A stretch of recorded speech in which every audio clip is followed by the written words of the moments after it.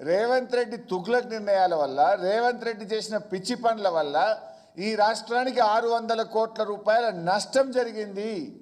ఇది నేను చెప్తున్న మాట కాదు.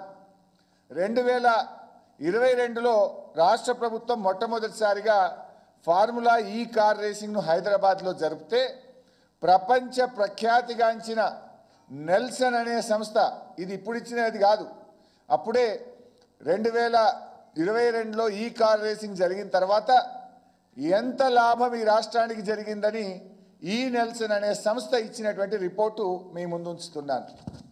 ఈ సంస్థ ఏం చెప్పింది? The race had a total impact in the range of 75.8 millions to 83.7 millions on the local Hyderabad economy.